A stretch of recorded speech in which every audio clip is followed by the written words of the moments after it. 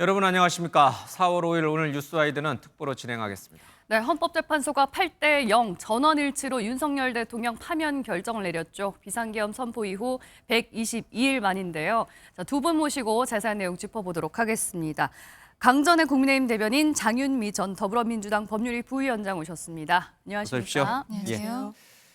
자, 지난주에 이제 저희가 탄핵 선고가 언제 나올까 이제 그 얘기를 했었거든요. 근데 이제 그 이후에 이제 전격적으로 이제 4일 날 11시에 하겠다라고 했고 이제 어제 선고가 있었습니다.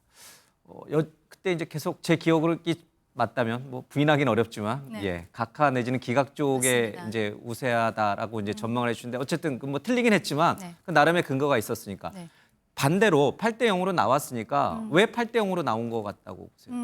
저희 측에서는 어쨌든 국민의힘 측에서는 예. 조심스럽게 기각과 각하에 대해서 계속 말씀을 드렸었고 지난주 방송에서도 그렇게 말씀드렸던 것으로 기억을 합니다. 왜냐하면 이게 선고가 워낙 길어지면서 여러 가지 뭐 취재에 따르면 내부적으로 원활하게 평의가 이루어지지 않는 예. 것으로 보인다라고 계속적으로 나온 부분들이 있었고 또 실제로 이진숙 방통위원장 때도 4대4로 나오고 감사원장 사건은 8대0으로 나왔지만 또 세 분 같은 경우에는 진보 쪽으로 보이는 세 분 같은 경우에는 별도 의견이 있었어요. 예. 특히 마지막에 한덕수 국무총리 사건 같은 경우에는 각하 2분 그리고 기각도 5분이지만 한 분은 아예 위헌 위법하지 않다. 그리고 인용을 하신 이제 정계선 재판관까지 굉장히 스펙트럼이 넓게 나왔기 때문에 대통령 사건이 정말로 평의가 원활하지 않기 때문에 예. 8대0은 적어도 아니기 때문에 오래 걸리는구나라고 생각을 했었는데요. 저는 그런 이제 평의 과정 자체는 원활하지 않았던 것은 사실이지 않나 싶습니다. 다만 마지막에 이제 재판관들께서 말하자면 국민 통합을 위해서 일부 그 재판관들이 예. 의견을 변경한 것이 아닌가. 그렇게 해서 결론적으로는 8대0으로서 국민 통합을 꾀하기 위한 결론이 나온 것이 아닌가. 그렇게 생각합니다. 수긍하는 거죠? 그럼요. 예. 이정 변호사님은요. 8대0을 일관되게 네. 계속 얘기를 하셨는데 딱 선고가 나오니까 맞다 이런 생각이 들었습니까? 어떤 느낌이 들었습니까? 근데 그럼에도 불구하고 좀 평의가 길어지고 결론이 나오지 않고 온갖 추측과 억측이 좀 난무하기 때문에 끝날 때까지 끝난 건 아니다. 이게 예. 어떻게 나올지 알 수가 없다라는 불안감이 또 일말에 이 불안감이 있었던 건 사실인 것 같고요. 다만 이 결정문을 보게 되면 헌법과 법률에 근거했을 때 예. 도저히 다른 결론이 최소한 이 파면과 관련해서는 일치된 의견이 안 나올 수가 없었겠다. 왜냐하면 이건 뭐 진보 보수 다 수긍하는 내용이긴 예. 합니다만 그 결론에 이르게 된 그 논리적인 전개와 구조에 대해서는 고개를 끄덕거리게 되는 다른 이의를 달기는 좀 어려운 부분이 분명히 있었던 것 같고 다만 결과론적으로 이렇게 다시 짚어보자면 이 전문 법칙과 관련해서 그러니까 형사 기록을 헌법재판소에서 증거로 채택하는 문제와 관련해서 보충 의견이 둘 그리고 나머지 재판관들로 갈렸습니다. 세 갈래의 논의가 있었다는 것으로 보아서는 이 부분에 대해서도 이게 어떻게 보면 형식적인 부분일 수도 있지만 법리적으로는 이게 하나의 또 선행 판결이 예. 될 수도 있어서 상당히 이 부분에 있어서 좀 수기가 있지 않았나라고 좀 추정되는 부분이 있습니다. 예, 알겠습니다. 비상계엄이 선포되고 탄핵 선고가 내려지기까지 지난 넉 달간 정말 혼란스러운 시간이었는데요. 자, 그동안 어떤 일이 있었는지 영상으로 정리해봤습니다. 함께 보고 오시죠. 우선 윤석열 지청장, 우리 정의는 혹시 조직을 사랑합니까? 네, 대단히 사랑하고 있습니다. 사랑합니까? 예. 혹시 사람이 충성하는 건 아니에요? 사람에 충성하지 않기 때문에 예. 제가 오늘도 이런 말씀을 드립니다. 2019년 7월 25일 대통령 부족함이 많은 제게 한 나라의 형사 법 집행을 총괄하는 이런 큰 일과 개혁에 관한 업무를 맡겨주셔서 어깨가 무겁고 막중한 책임감을 느낍니다. 향후 거취에 대해서 뭐 이렇게 얘기하는 것도 적절하지 않습니다. 다만 퇴임하고 나면 우리 사회에 많은 혜택을 받은 사람이기 때문에 우리 사회와 국민들을 위해서 어떻게 봉사할지 그런 방법은 좀 천천히 퇴임하고 나서 한번 생각해 보겠습니다. 자유, 인권, 공정, 연대의 가치를 기반으로 국민이 진정한 주인인 나라 반드시 만들어 나가겠습니다. 자유 헌정 질서를 지키기 위해 비상계엄을 선포합니다.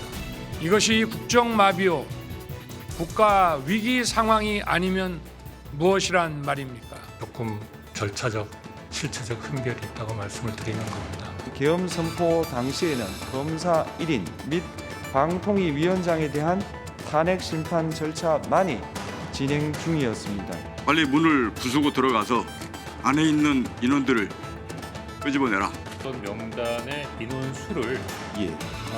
14명에서 16명 정도가 되겠다라고 기억해서 적어놓은 것입니다. 동향 파악을 하기 위해서 했는데 저도 그런 부분에 대해서는 정말 불필요한 일이고 잘못됐다고 생각합니다. 문을 부수고 들어가서 안에 있는 인원들을 끄집어내라 는 등의 지시를 하였습니다. 계엄사령부로부터 요청을 보고령 1호에 모든 정치 활동을 금지한다. 추상적이기는 하지만 그런 어떤 상징적이라는 측면에서 집행 가능성도 없는 거지만 뭐 그냥 놔둡시다라고 말씀을 드리고 기억이 혹시 나십니까? 이 사건 포고령을 발령함으로써 국민의 기본권을 광범위하게 침해하였습니다. 선관위 서버를 복사하고 통째로 들고 나오고 이 지시는 누가 내린 것입니까? 여인영 사령관께서 저에게 구두 지시하였습니다. 선관위에 좀 보내라고 한 것은 제가 김용현 장관에게 얘기를 한 겁니다. 영장 없이 압수수색을 하도록 하여 영장주의를 위반한 것이자 선관위의 독립성을 침해한 것입니다. 거대 야당의 반국가적 해악을 알려 이를 멈추도록 경고하는 것이었습니다. 나라와 국민을 위한 길에 좌파 우파가 어디 있겠습니까? 이런 세력과 타협하고 흥정해서는 안 된다고 생각합니다. 국회는 소수 의견을 존중하고 정부와의 관계에서 관용 그리고 자제를 전제로 대화와 타협을 통하여 결론을 도출하도록 노력하였어야 합니다. 피청구인은 국회를 배제의 대상으로 삼았는데 이는 민주정치의 전제를 허무는 것으로 민주주의와 조화된다고 보기 어렵습니다. 주문, 피청구인 대통령 윤석열을 파면한다. 마치겠습니다. 네, 어제 있었던 탄핵 선고까지 쭉 들으셨는데요. 22분 동안의 이제 결정문을 함께 들으셨는데 듣는 동안의 관심은 주문을 앞에 읽느냐, 뒤에 읽느냐 이 부분 아니겠습니까? 혹시 전원일치의 결과가 나온다면 주문을 먼저 읽을 거다 이런 얘기도 있었는데 맨 뒤에 얘기를 했어요. 전체적으로 어떻게 들으셨습니까? 뭐 과거에도 박근혜 전 대통령 때도 전원일치의 결론을 내면서 이유를 먼저 설시를 하고 그리고 마지막에 주문을 읽었습니다. 예. 실상 이번에는 그것보다는 여러 가지 의견, 어떻게 보면은 대통령의 탄핵 심판 선고에 있어서 처음으로 소수 의견이 나오는 것이 아닌지 그 이야기들을 하면서 만약에 그 여러 가지 의견이 있을 때는 주문을 먼저 읽을 수도 있다. 이런 네. 이야기들이 나왔었던 것이거든요. 이번 같은 경우에는 오히려 그냥 전례에 따라서 마지막에 주문을 읽은 것이었던 거고 소수 의견이 나오지 않은 부분에 있어서는 그냥 별개 의견 정도 나온 것으로 그렇게 보면 될 것 같습니다. 예, 뭐 중간중간 보충 의견이 있기는 네. 했습니다만 이거는 소수 의견이나 별개 의견과는 다른 거죠. 그렇습니다. 왜냐하면 소수 의견은 의견을 아예 달리한다는 거고요. 예. 별개 의견은 결론은 동일하지만 거기에 이르게 된 경위에 대해서는 달리 판단한다는 것이거든요. 예. 다만 여기서의 보충 의견이 있었던 거는 완화된 전문 법칙. 그러니까 원래 형사 절차에서는 당연하지만 그냥 종이 기록만 보고 판단할 수가 없습니다. 예. 이걸 증거 부동의를 하면 그 원진술자를 불러다가 반대 신문권을 피고인한테 보장해줘야 돼요. 네. 근데 이 헌법재판 절차에서는 그것이 상당히 완화돼 있으니까 거기에 대한 문제의식을 좀 달리한 겁니다. 완화되는 게 헌법재판소의 징계 절차에 있어서는 자연스럽다라는 이런 의견이 있었던 데 반하여 아니다. 이 전문 법칙과 관련해서는 원래 형사소송법에 거의 준해서 해야 된다라는 의견으로 좀 갈리면서 예. 좀 그 의견이 부분이 되게 저희가 다르죠. 조금 아쉽게 생각하는 부분인데 네. 전문 법칙을 어쨌든 오히려 강화해야 된다라고 이게 의견을 내신 것이 김복형 재판관, 예. 조한창 재판관이었어요. 그런데 이제 대통령의 이 탄핵 심판 과정을 보면은 증인들로 나온 사람들이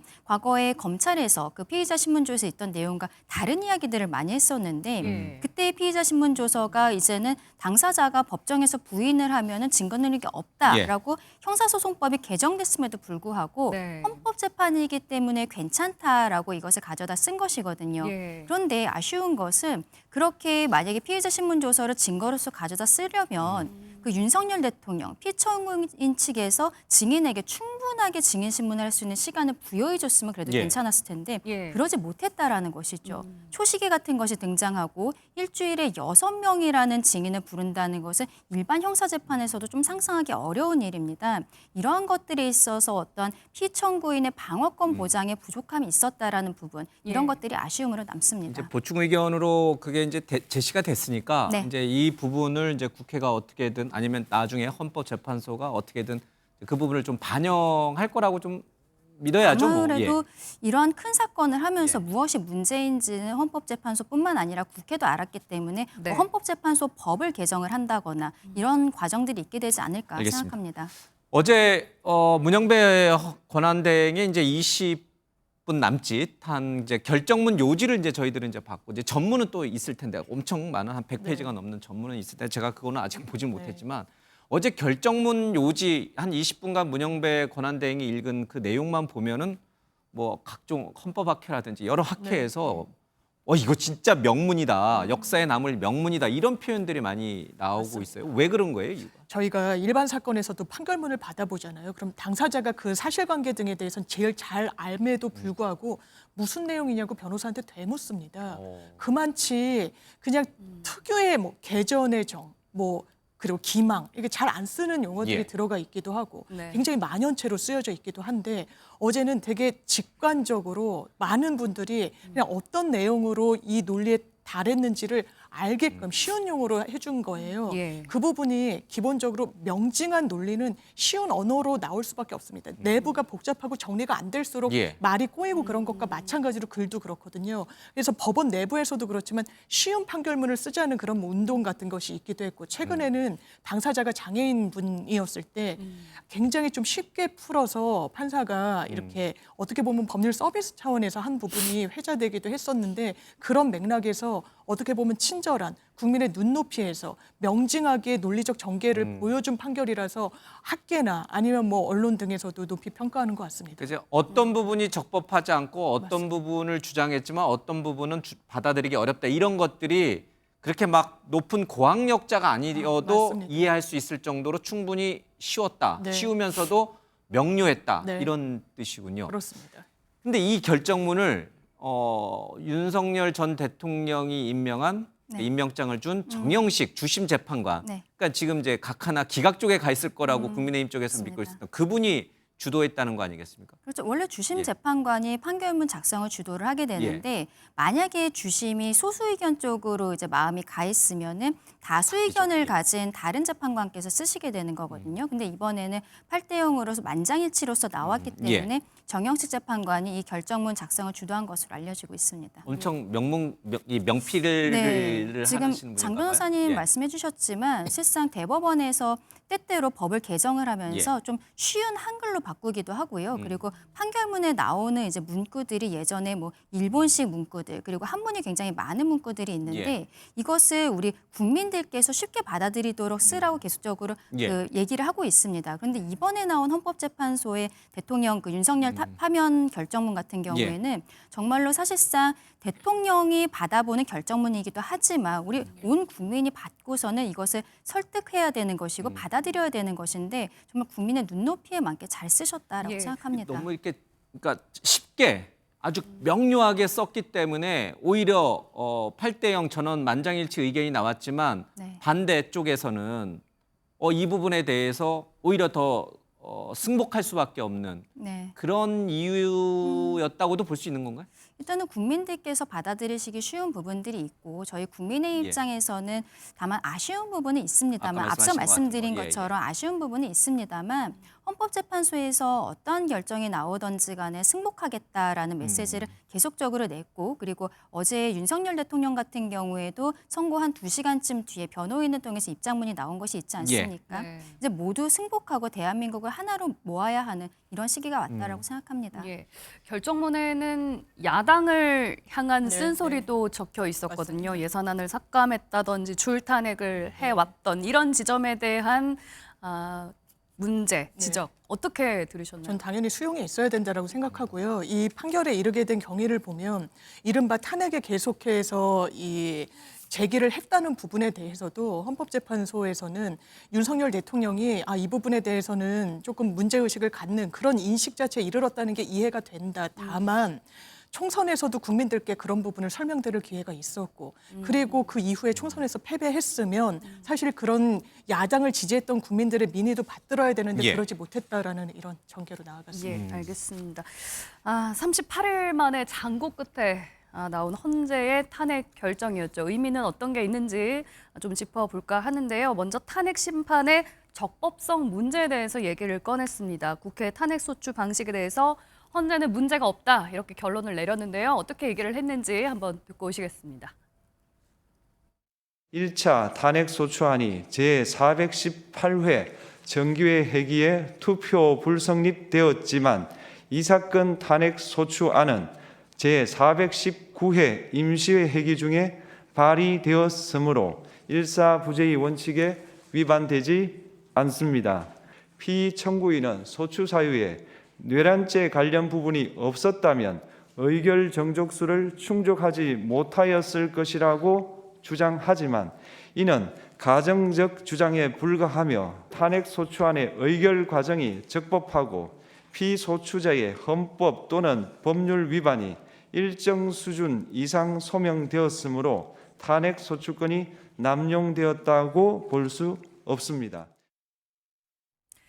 예, 탄핵을 소추하는 과정에 적법성 문제가 있었다. 이렇게 윤석열 대통령이 주장을 했는데 헌재에서는 하나도 받아주질 않았어요. 어떻게 들으셨습니까? 그렇죠. 그 일사부재의 원칙에 대해서 이야기를 했었던 것인데 네. 2번 발의가 되지 않았습니까? 첫 번째 발의됐었던 것은 정기회였던 것이고 그리고 일주일 뒤에는 임시회를 잡아서 했던 것이거든요. 네. 그리고 내용 자체도 실상은 거의 동일했었기 예. 때문에 이것은 뭐 임시회 자체가 말하자면 정기와 별 다를 바가 없는 것 아니냐. 이것을 예. 일사부재의 원칙에 대해서 위반한 것이 아니냐라는 이야기를 했지만 지금 뭐 보신 것처럼 헌법재판소에서는 그렇지 않다라고 결정이 나온 것이고 예. 다만 이제 정영식 재판관 같은 예. 경우에는 보충 의견으로서 이렇게 뭐 회기가 바뀐다거나 한다고 해도 예. 탄핵소추안을 발의할 수 있는 횟수 자체를 좀 제한해야 되는 것이 아니냐라는 의견이 별도로 나왔습니다. 예, 윤석열 대통령은 그동안 2시간짜리 내란이 어디 있냐, 네. 뭐 피해가 없지 않았느냐라고 주장을 했지만 헌재는 이미 이제 선포가 됐으니까 이거는 위헌일 수밖에 없다. 네. 이런 식으로 말을 했죠. 그렇습니다. 일단 윤석열 대통령이 제기했던 쟁점은 다 받아들여지지 않았다고 보시면 되고요. 예. 특히 절차와 관련해서 굉장히 많은 문제 제기가 있었습니다. 심지어는 관련해가지고 탄핵소추에 이르기 전에는 법사위에서 관련 상임위인 법사위에서 조사를 해야 되는데 그걸 누락했다. 이게 네. 박근혜 전 대통령 때도 똑같은 논리로 주장을 가져갔었는데 받아들여지지 않았습니다. 그게 임의 규정으로 돼 있거든요. 네. 할 수 있다. 그러니까 여러 절차에 대해서도 사실상 이 부분 때문에 각하가 나올 거라는 어떻게 보면 여론전도 예. 있었지만 전혀 사실 무근이었습니다. 알겠습니다. 예. 절차적인 부분과 관련해서 이제 여러 가지 얘기들이 있었고 국민의힘에서 굉장히 이 기각 내지는 각하 쪽에 특히 이제 각하 쪽에 무게 방점을 뒀던 이유 중에 하나가 바로 소추 국회에서 넘어올 때 소추 의결서에는 내란죄가 있었는데 그게 정작 국회 쪽에서 빼버렸단 말이에요. 네. 그래서 이렇게 되면은 국회 이 의결을 다시 거쳐야 한다. 그런 그렇죠. 이제 주장을 하면서 이거는 절차적으로 문제가 있다. 이렇게 얘기를 했는데 헌재에서 받아들이지 않았어요. 이거는 맞습니다. 수긍하세요? 받아들일 수밖에 없지만 조금 의아한 부분은 있는 것이죠. 왜냐하면 처음에 말씀하신 것처럼 형법상 내란죄로서 들어가 있었는데 말하자면 이 탄핵 심판 과정을 줄이기 위해서 시기적으로 빨리 결론이 나오게 하기 위해서 이 내란죄를 빼고 뭐 내란 행위로서 녹여놓았다라고 이야기를 한 부분이 있는데 지금 뭐 대통령 측에서는 그럼 내란죄를 빼면 뭐 80% 정도가 빠진 것이 아니냐. 그렇기 때문에 소추 사유의 동일성이 없다라고 주장을 했었던 것이죠. 그런데 헌법재판소에서는 단순히 이제 법 적용 조문을 바꾸는 것 자체는 소추 사유의 변경이나 뭐 이런 것들이 아니다. 괜찮다라고 이야기를 했거든요. 근데 어제 결정문을 보았을 때도 형법상 내란죄에 대해서 판단을 했는가? 저는 그렇게 보기에는 좀 어려운 것 같습니다. 내란죄 판단은 헌재도 안 했다? 제가 보기에는 왜냐하면 내란죄라는 것은 국헌문란의 목적이 있어야 되는 것이거든요. 이게 형법에 정확하게 규정이 되어 있는데 어제 나온 결론들을 보면은 대통령의 여러 가지 행위들이 위헌 위법하고 그리고 파면에 이를 정도로 중대하다라는 것에 대해서는 5가지 사유에 대해서 동일하게 판단을 했지만 처음부터 목적을 가지고 있었는가? 여기에 대해서까지 판단했다고 보기는 좀 어려운 근데 부분이 원래 있습니다. 헌재는 내란죄가 맞냐 아니냐를 판단하는 기관이 아니잖아요. 그렇죠. 그런데 처음에 들어갔던 내란죄로서 소추 사유가 들어가 있었기 때문에 그러면 헌재 자체적으로 판단을 할 수 있었던 것이고 할 수도 있었지만 안 했다. 아니요. 근데 이제 국회에서 철회를 했기 때문에 국회에서 철회를 하면서 내란 행위로 그대로 녹여 있기 때문에 이것이 동일한 그냥 소추 사유다라고 이야기를 했는데 그럼에도 불구하고 어제 결정문을 보았을 때는 형법상 내란죄로서의 판단은 들어가 있지 않다라고 저는 생각을 하거든요. 그러면 이게 동일한 사유라고 볼 수 있는 것인가? 뭐 물론 헌법재판소의 결정에 대해서는 존중합니다만 이것이 단순히 적용법조문을 바꾼 수준으로 볼 수 있는 것인가? 그 부분은 좀 의문입니다. 군대를 보내고 국회와 중앙선관위를 군인을 보내서 헌법기관의 기능을 마비 또는 이제 방해한다라고 하는 그 기본적 사실관계는 어제 헌재 결정문에 나와 있었잖아요. 제가 말씀드린 거는 대통령의 여러 가지 행위들이 위헌 위법하다. 결론적으로 위헌 위법하다라는 것에 대해서 판단했다는 것은 당연히 인정을 하는 것인데 애초에 국헌문란의 목적이 있었던 것인가. 그 부분이 지금 형법상 내란죄에는 명확하게 규정이 되어 있는데 거기에 대한 판단이 있었다라고 없을까? 보기는 어려운 것이거든요. 그거는 이제 아마 14일부터 시작되는 이제 윤 대통령의 맞습니다. 이제 형사 재판에서 이제 아마 그 부분을 굉장히 좀 볼 텐데 어쨌든 어제 헌재에서 이제 기본적인 사실관계가 유지되기 때문에 이게 내란죄가 맞냐 틀리냐는 이제 헌재가 판단할 일은 아니고 그것이 위헌 위법하냐 그러면 얼마나 중대하냐 대통령을 파면에 이를 만큼 중대하냐 이 부분만 본 건데 이게 선례가 되나요? 그러면 앞으로도 이제 국회에서 막 이런 이유로 탄핵을 의결했는데 헌재 가가지고 슬그머니 나 이거 그냥 뺄래 이런 일들이 이제 앞으로 계속 반복되는 건가요? 기본적으로 원칙이 있습니다. 적용 법조 어떤 법 조항을 적용할지는 재판부의 재량 사항이에요. 이거를 소추인단이든 아니면 뭐 피청구인이든 주장해서 넣었다 뺐는다 해가지고 이게 사라지는 건 아니고 다만 사유에 대해서 그러니까 내란의 사실상의 행위를 해서 위헌 위법하기 때문에 파면돼야 된다라는 그 골자가 흔들린 적은 단 한 번도 없거든요. 그리고 강전혜 변호사님이 주신 말씀과 의견을 약간 달리하는 건 이번에 헌법재판소가 상당히 사실관계 인정을 적극적으로 했습니다. 이 국회에 병력을 보냈다라는 점 그리고 이 부분 체포를 의원들을 하려고 시도했다는 점 거기에 윤석열 전 대통령의 지시가 있었다라는 점 왜냐하면 헌법재판소의 판결문 자체가 형사재판의 직접적인 증거는 아니지만 거의 여기서 현출됐던 증언들도 다 유력 증거로 활용이 되면 내란죄에서도 유리하진 않습니다. 헌재 결정이 나왔으니까 이제 그것이 맞냐 틀리냐 이 논란을 다시 우리가 시작할 필요는 없는 거예요. 그렇죠? 이어서 헌재에서는 이제 5가지 탄핵 소추 사유에 대해서 얘기를 했는데요. 모두 위헌, 위법하다 이렇게 얘기를 했습니다. 5가지 쟁점 중에서 한 가지만 위법하다는 결론이 나와도 대통령이 파면의 결론에 이를 텐데 5가지 모두 그리고 이거는 보충 의견도 없었어요. 전원 일치의 결과가 나왔거든요. 중대하다. 이건 맞습니다. 어떻게 봤습니까?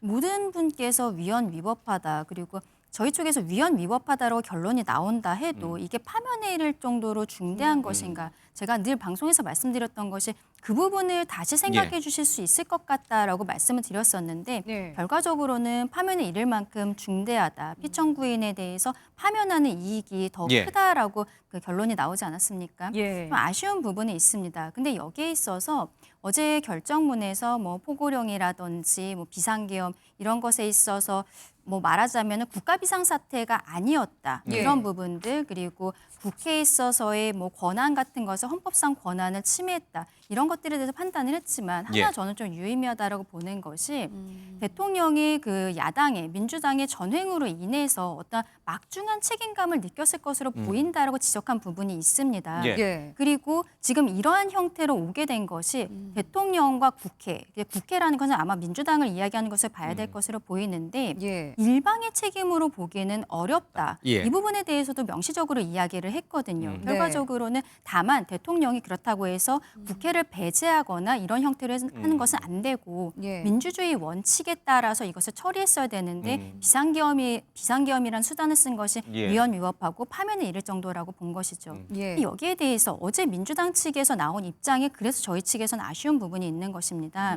마치 민주당은 본인들이 잘못한 것은 전혀 없고 그냥 갑작스럽게 윤석열 대통령이 비상계엄을 선포하고 이렇게 파면에 이른 것처럼 이런 형태로만 국민들께 말씀을 드린다라고 보이는데 민주당이 그동안에 전행을 했었던 거 그리고 여기에 대해서 저는 사과가 먼저 있어야 된다고 예. 생각하고요. 그리고 지금 최상목 그 경제부총리에 대해서도 다시 법사위를 넘기긴 했습니다만 탄핵안을 보고를 한 상태잖아요, 국회에. 예. 이런 것들에 대해서 이제 그만하겠다. 본인들도 수권 정당으로서 안정적인 모습을 예. 국민들께 보이겠다. 이러한 이야기들을 어제 했었어야 되는 것이 아닌가. 민주당에 대한 부분들이 분명히 결정문 안에 들어가 있는데 민주당은 여기에 대한 예. 입장이 나오지 않고 있는 것. 그것도 아쉽다고 말씀드리고 이 싶습니다. 부분은 제가 이제 잠시 뒤에 이제 정치 패널들에게 네. 또 여쭤보는 볼 텐데 진짜 말씀하신 대로 민주당도 잘한 게 없다라는 게 어제 헌재 결정문에 나와 있거든요.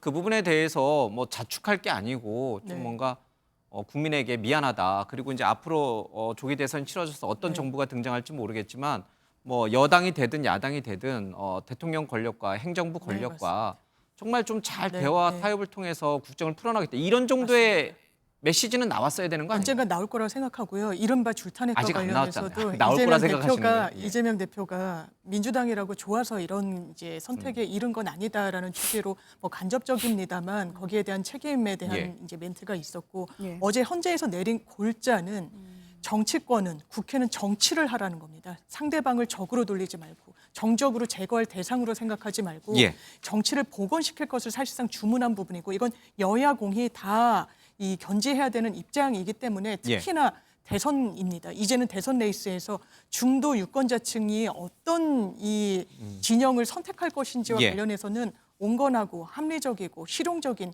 그런 메시지를 민주당도 더 수기해서 그러니까 그 연장선상에서 당장 탄핵도 뭐 할 것처럼 뭐 언론에서는 타진을 하기도 했습니다만 실제로는 주춤하고 정무적인 고려를 하고 있는 거 아니겠습니까? 경고성 계엄이었다, 호소형 계엄이었다. 이제 이런 취지에 대해서 재판관들이 그건 말도 안 되는 얘기야 이렇게 다 이렇게 배척한 건 아니에요, 그렇죠? 일리가 있다. 충분히 정치적으로 존중되어야 한다. 대통령 쪽의 그런 생각이나 주장들이. 근데 그 정도로 했으면은 충분히 이제 윤 대통령 측의 이제 입장도 어느 정도 결정문에 좀 담은 거고. 다만 나는 개몽됐다. 이거는 개몽령이다 하는 이제 주장은 국민의힘에서도 좀 이제 접어야 되는 거죠. 저희 측에서는 어쨌든 헌재의 결정에 대해서 겸허하게 수용을 하고 예. 앞으로 어떻게 우리 국민들께 책임 있는 정치를 보여드릴 것인가 예. 여기에 대해서 고민을 하고 있는 시점이기 때문에 예. 이제 대통령의 탄핵 결과에 대해서는 좀 내려놔야 되는 상황이 아닌가 싶습니다. 알겠습니다. 저희가 결과적으로는 뭐 개몽이 되었다 이런 이야기를 더 이상 할 것은 아니고 대통령이 어쨌든 파면이 되었고 굉장히 많은 국민들께서 여기에 대해서 슬퍼하고 계시는데 예. 그럼 네. 저희가 앞으로 어떠한 책임감 있는 모습 보여드릴지 그 부분을 집중해야 될 것으로 생각합니다. 또 한 가지 어제 이제 탄핵 그 사유 5가지 국회에서 소추 네. 사유 5가지 중 대부분 다 이제 일리가 그러니까 이제 이 뭐랄까 그 국민의힘 주장이 받아들여지지 네. 않았는데 그 중에 하나 부정선거 의혹에 대해서도 얘기를 했잖아요. 그렇죠. 이제 더 이상 부정선거 의혹도 그러면 국민의힘이라든지 아니면 보수층에서는 더 이상 이의 제기를 안 하는 걸로 그렇게 알아도 됩니까? 근데 이제 지금 부정선거 의혹에 대해서는 대통령 측에서 이야기를 했었던 것이고 저희가 당 차원에서 당 차원은 아니다. 당론으로 이야기했던 것들은 아닙니다. 다만 몇몇 의원들께서 이러한 이야기들을 계속 개진을 공식의 하셨던 당의 입장은 것이고 아니었다. 예. 그렇죠. 그리고 뭐 말하자면은 일부 어떤 집회에 가셔갖고는 부정선거를 생각하시는 집회에 예. 가셔서 비슷한 형태의 이야기를 하셨던 것이지 네. 부정선거에 대해서 저희가 당론으로서 이야기한 적은 없었습니다. 예. 네. 이제 그러니까 공식적으로 이제 부정선거 의혹은 이제 몇몇 그렇죠? 예, 이렇게 좀 극단주의적인 어떤 성향을 저희가 가지신 당 차원에서 분들의 이야기할 부분은 아니라고 생각합니다. 알겠습니다. 어제 헌재의 판단이 있고 나서 이제 윤석열 대통령은 아직까지 용산에 있는 대통령실 관저에 머무르고 있는 것으로 알려져 있는데요. 서초동 사저로 언제 갈 것인가, 가게 네. 된다면 서초동으로 가는 것인가, 그렇죠. 이 부분에 대해서 좀 여러 궁금증이 있습니다. 맞습니다. 왜냐하면 관련 규정에 언제까지는 이 파면된 대통령이 나와야 된다라는 규정은 없는 거예요. 예. 나오는 건 당연한 전제이긴 합니다만. 그래서 전례에 비춰보면 박근혜 전 대통령 같은 경우에는 그 삼성동 사저 같은 경우에 집을 좀 정비해야 되는 문제도 있고 해서 이틀의 시한이 걸렸었고요. 예. 다만 서초동에 이 주상복합 아파트로 갈 것인지는 지금 뭐 키우는 애완견이나 뭐 고양이 문제 때문에 어려울 수도 있다라는 뭐 언론의 보도도 있습니다만 일차적으로 그렇다면 그 처가가 있는 양평으로 가기에도 지금 당장 머물 공간은 없어서 시간이 상당히 지체될 수가 있거든요. 네. 그래서 유력하게는 아마 서초동 사저로 좀 다음 주 일단 안에는 갔다가. 이동을 하지 않을까 생각됩니다.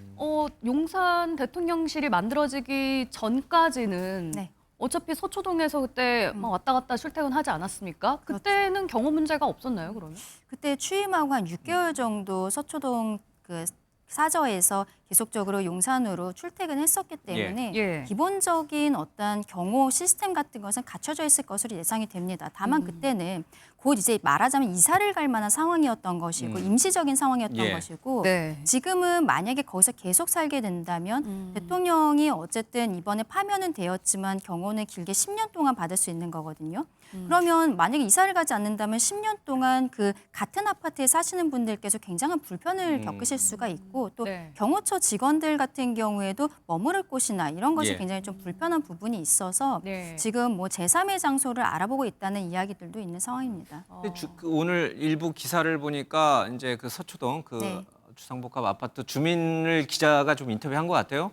얘기를 들어보니까 네. 뭐 그게 뭐 주민들 전체를 다 취재한 건 아니겠지만 일부 주민 취재했는데 네. 그냥 오셔도 좋다. 예, 그냥 뭐 그 네. 토리인가요? 걔가 네. 키우는 반려견이. 뭐 토리 데리고 산책해도 좋고 뭐 콜라 사러 이제 마트에도 오셨는데 그냥 일상으로 다시 그렇게 오셔도 된다. 그런 얘기가 좀 기사에 실려 있더라고요. 그렇게 이야기해 주시는 주민분들이 계시면 막 있고. 감사하기도 하겠습니다만 어쨌든 경호라는 것이 간단치는 않은 상황이고 특히 네. 지금은 대통령이 파면을 당한 상황이기 때문에 혹시라도 이제 다른 쪽에 생각하시는 분들로부터의 어떤 폭력적인 성향들 예. 그리고 집 앞에서 시위라든지 이런 것도 있을 수 있는 부분 그리고 이제 내란죄에 대한 형사 재판이 이제 예. 진행이 될 것이기 때문에 그것 때문에 또 왔다 갔다 해야 되는 부분들이 있어서 계속 그곳에서 거주를 하시기는 쉽지는 않은 상황이지 않을까라고 그러니까 생각합니다. 박수 받고 퇴임하는 상황이 아니기 때문에 예. 이제 뭐 지역 그 서초동에 이제 같이 사셨던 주민들의 마음도 뭐 만감이 교차할 것 같다 이런 생각이 듭니다. 말씀하신 대로 윤 대통령이 지금 이사 문제 관절을 이제 나오는 것도 고민스럽지만 네.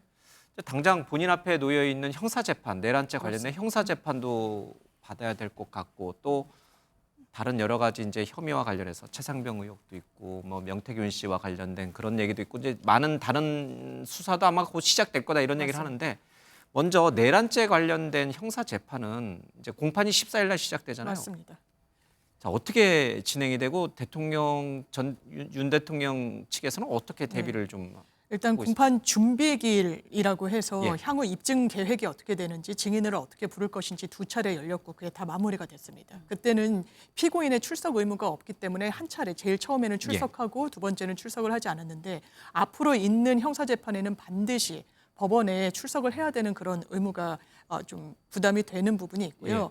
그리고 내란죄는 국헌 문란 목적의 합동이라는 그 요건이 하나하나 다 좀 해당이 돼야 됩니다. 그런데 이미 재판이 어느 정도 진행되고 있는 군 사령관들, 계엄군들 다 이 해당 재판부에서 재판을 이미 하고 있고 그래서 지금은 분리해서 재판이 진행되고 있습니다만 어느 단계에서는 좀 이 논리적 정합성도 필요한 판단을 해야 되기 때문에 병합됐다 다시 또 변론 분리가 가능하기도 하거든요. 그래서 이런 절차상의 어떤 재판부의 판단도 있을 것이고 아마 결론에 있어서는 지금은 구속 수감된 상황이 아니기 때문에 비교적 시간적 여유는 구속 수감된 피고인보단 많지만 향후 또 재구금 이야기도 나오는 상황이라서 굉장히 법률적인 쟁점이 많이 남아 있는 상황입니다. 그럼 민주당 쪽에서는 이 내란죄 관련된 지금 형사 재판 기소돼서 재판을 받는 거 외에 맞습니다. 최혜병 사건이라든지 아니면 명태균 씨 공천 개입 문제 등등등의 이유로 도이치모터스도 있고 윤 전 대통령 부부를 빨리 검찰이 수사해라, 공수처가 수사해라, 경찰이 수사해라 이렇게 압박하지는 않을 건가요? 아니면 압박할 생각인가요? 압박을 하지 않더라도 검찰이 수사하지 않을 도리가 없어 보이는데요. 기본적으로 여러 혐의가 있는데 특히 명태균 게이트와 관련해서는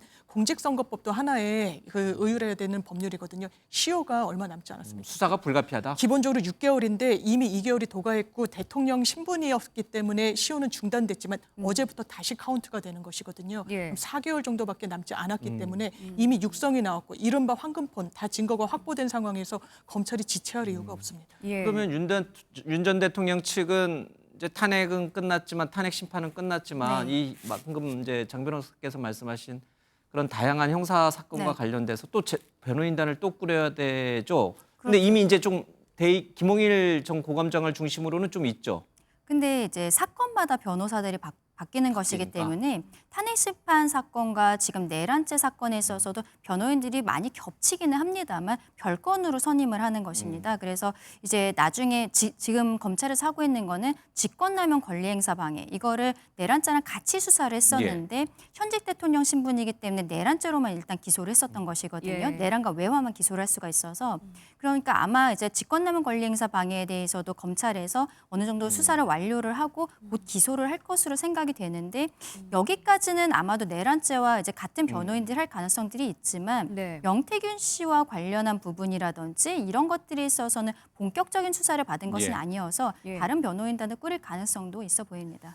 이게 참 조심스러워서 여쭤보기 그런데 그것도 사실은 자발적으로 이렇게 도와주겠다는 변호사들이 있는 건가요? 아니면 일반인들처럼 이제 윤 전 대통령도 이제 민간인 신분이 됐으니까 돈을 내고 선임을 해서 이렇게 가야 되는 건가요? 근데 탄핵 심판과 내란죄 사건 같은 경우에도 대통령이 사비를 써서 변호사를 쓴 것이기 때문에 근데 초반에 변호사를 실제로 좀 구하는 게 어려워서 변호인 선임 과정이 길었던 부분들이 있는데 저는 이번에 탄핵 심판 과정에 있어서 결과적으로는 8대 0으로 마무리가 되었지만 대통령의 입장을 이해하시는 분들도 오히려 많이 늘어났다라고 생각을 하거든요. 그래서 향후에 다른 사건들 같은 경우에는 이번 사건만큼 변호인 구하기가 어렵지는 않지 않을까라고 생각합니다. 비용도 만만치 않겠군요. 그렇죠. 지금 뭐 연금 같은 것도 이제 대통령 예우에 관한 법률에 따라서 파면된 경우에는 경호만 남고 관저나 뭐 연금 같은 것도 이제 다 끊어지는 상황이기 때문에 이제 오롯이 본인이 가지고 있는 사비로서 부담을 해야 되는 상황입니다.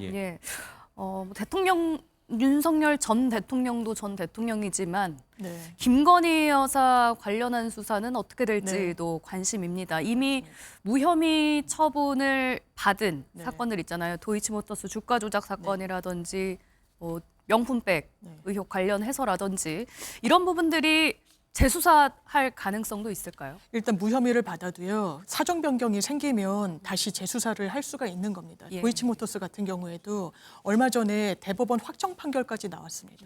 뭐 항소심 단계에서는 뭐 방조죄로 이 유죄가 인정이 된 전주 손모 씨라는 사람이 집행유예형이 확정이 됐어요. 가장 이 김건희 여사와 지위가 이 사건 자체에서 매우 유사합니다. 1, 2심 판결에서 이미 뭐 100차례 이상 김건희 여사의 이름이 거론됐다라고도 하고요. 그렇다면 이 부분도 재수사의 가능성이 상당히 열려 있다라고 봐야 되겠고 또 이른바 명태균 씨 사건 관련해서는 창원지검에서 서울로 올릴 때 주요 피의자의 소재지 이야기를 했었습니다. 서울에 있기 때문에 서울로 이송을 한다라고 했을 때 그때 서울 소재지에 있는 주요 피의자 중에 한 명은 김건희 여사이기 때문에 이 부분에 대해서도 수사는 불가피해 보입니다. 결국에는 민주당에서 다시 김건희 여사 관련한 특검을 발의를 할 것인지 이게 관건이 될 것으로 보입니다. 도이치모터스 사건 그리고 명품백 사건 같은 경우는 이미 이제 종결 처리가 되어 있는 상황인데 예. 다시 수사를 시작하려면 지금 민주당이 뭐 진행하고 있었던 특검 이런 형태가 될 것으로 예. 예상이 되거든요. 다만 여기에 있어서는 지금까지 민주당이 폭주했다라는 부분, 그 민주당이 전행이 있었다는 부분 자체가 헌법재판소 결정문에도 나와 있고 그리고 아마 지금 민주당도 수권 정당으로서 안정적인 모습 보여야 되는 점, 이재명 대표 같은 경우에도 대통령으로서의 안정감을 보여야 예. 되고 본인 스스로도 이제 여러 가지 사법 리스크가 있기 때문에 예. 지금 상황에서 뭐 조기 대선을 앞둔 상황에서 김건희 여사와 관련해서 특검을 진행한다는 것은 정무적으로 좀 부담감이 있지 않을까라고도 생각합니다. 이제 조기 대선이라든지 여러 가지 그런 정치 일정 때문에 조금 미뤄지긴 하지만 네. 수사는 불가피하고 저는 할 것이라고 생각합니다. 만약에 민주당 쪽으로 정권이 넘어가게 된다면 그때부터는 다시 뭐 특검을 하든 어떻게든 예. 수사가 다시 이루어지게 되지 않을까라고 생각하는데 다만 잠시 동안만은 그것을 멈추지 않을까, 조기 대선까지는 멈추지 않을까라고 생각하는 것입니다. 참 이게 조심스럽습니다만은 조국 전 장관 때 정경심 교수 먼저 수사받고 재판받고 그 이후에 조국 전 장관 수사가 이어가지 이제 그런 흐름이 될 수 있다 이런 뜻인가요? 그렇죠. 부부를 동시에 예. 막 수사를 하고 이런 건 좀 이례적이기도 하고요. 시차를 두겠지만 이 범죄 혐의자에게 면죄부를 주는 게 예. 저는 정무적인 고려가 돼서는 안 된다고 알겠습니다. 생각합니다. 예. 어제 결정문 요지 가운데 어떤 분들은 그러니까 저마다 이제 뭐랄까 이게 이제 자신에게 와닿은 그런 포인트들이 다 달랐는데 어떤 분들은 군인 얘기에 또 이렇게 네. 그 어제 결정문에 써 있는 내용을 보고 굉장히 헌재가 현명한 얘기를 했다 이제 이렇게 평가하신 분들이 있더라고요. 근데 뭐냐면 우리 국군은 정치적으로 중립을 지켜야 되기도 하고 우리 국토와 우리 국민을 보호하기 위한 목적을 수행하는데 군 통수권자가 잘못 군경을 투입을 해서 우리 시민과 부딪히게 했다라고 하는 그 데모. 그래서 지금 군사령관들이 다 재판받고 있고 구속되어 있지 않습니까? 어제 이제 곽정근 전 사령관은 이제 보석 석방이 됐습니다. 이분들은 어떻게 되는 거예요? 대통령의 이 파면 결정과 이분들의 앞으로의 형사 재판에서의 뭐랄까 혹시 면죄부 내지는 뭐는 감형 내지는 이런 것들에 영향을 주는 것인가? 일단 지금까지는 상당히 제한적으로 헌법재판소에 나왔을 때 증언하는 내용을 보면 굉장히 소극적이지 않았습니까? 근데 이제는 본인의 재판에 대해서 방어권을 정확하게 행사해야 됩니다. 어제 헌재의 판결에서도 그 단초가 나왔습니다만 군을 어떻게 보면 악하게 활용한 거예요. 이 군 통수권자가 군 정치적 의무까지 예. 더해하면서. 근데 군은 항명죄라는 것이 있기 때문에 그 상황에서 되게 강압적인 지시와 명령이 내려오면 그것을 거부할 도리가 사실상 없다라고도 보여지는 부분이 있습니다. 그러면 본인들의 형사 재판에서 굉장히 강력한 명령과 지시, 따르지 않을 도리가 없는 그 상황 속에서의 긴급한 명령이 있었다. 그래서 내가 그걸 소극적으로 수용할 수밖에 없었다라는 게 사실상 왜냐하면 헌재에서 확정한 사실관계들, 국회의원을 체포하고 법관을 체포하려고 했던 사실관계가 전 뒤집어질 가능성이 매우 낮다라고 봅니다. 네. 그러면 그 사실관계 위에서 인정할 건 인정하고 그리고 부인할 건 부인해야 본인이 참작이 되는 것이거든요. 네. 그러면 윤석열 대통령의 책임을 좀 더 실제고 예. 사실관계도 그렇고요. 그런 부분으로 변론 전략을 짤 수밖에 없어 보입니다. 헌재가 결정문에 썼지만 그러니까 이제 동원된 군인들의 소극적 임무 수행이라는 표현이니까 소극적. 그러니까 그게 그분들의 형사 재판에서 내란죄 재판에서 그분들에게 어떻게 반영이 될 것인가. 그분들에게는 어쨌든 헌법재판소에서 이러한 결정이 나온 것 자체가 좀 긍정적인 방향으로 좀 적용이 될 것이라고 생각을 하고요. 좀 이제 감형 그리고 내지는, 이제 좀 극단적으로 봤을 때는 지금은 검찰에서 말하자면 사령관 이런 것만 기소를 해놓은 상황이거든요. 맞아요. 근데 실제로는 말하자면은 어떻게 창문을 깨고 들어간 사병들까지도 모두 공범으로서 기소도 할 수 있는 상황입니다. 근데 어저께 이런 헌법재판소의 결정문이 나왔고 말하자면 대통령과 그리고 김용현 전 장관이 주도적으로 하고 밑에 있는 다른 군 수뇌부 같은 경우에는 거기에 좀 수동적으로 따른 부분 예. 이런 형태로 결정문이 나왔기 때문에 뭐 사령관들이라든지 이런 사람들의 그 양형에 있어서도 어느 정도 참작이 될 것으로 보이고 그리고 적어도 검찰에서 추가적으로 다른 사람들을 기소하게 되지 않지는 않을까라는 생각도 듭니다. 그러니까 이분들이 어쩌면은 최대 피해자가 아닌 피해자일 것이고 그렇죠? 그때 이제 국회 앞으로 갔던 우리 시민들과 이렇게 충돌하는 그 트라우마를 어떻게 또 극복하면서 본인의 직업 군인의 길을 갈 수 있을 것인지 그런 부분들이 참 우리 사법부가 어떻게 판단할지 좀 따뜻하게 대해주면 좋은데 그럴 수 있는 것인지 그것도 잘 모르겠지만 다만 이제 처음에 비상계엄 자체가 위헌 위법하다라고 결론이 나온 상황에서 안가에서 같이 모의를 했다라든지 이렇게 지목이 된 분들 같은 경우에는 많은 도움이 예. 되지 않을 수도 있겠다는 생각도 듭니다. 예. 자, 이게 우리 현대사의 아주 비극적인 두 번째 대통령 탄핵이라고 하는 그 파면 조치라고 하는 그런 것들이 일어났습니다. 좀 뭐 좋아할 일도 아니고요, 그렇죠? 엄청 슬퍼할 일도 아니고 좀 담담하게 이 국면을 좀 잘 슬기롭게 넘어갔으면 좋겠습니다. 예, 오늘 두 분 말씀 여기까지 듣겠습니다. 고맙습니다. 고맙습니다. 감사합니다.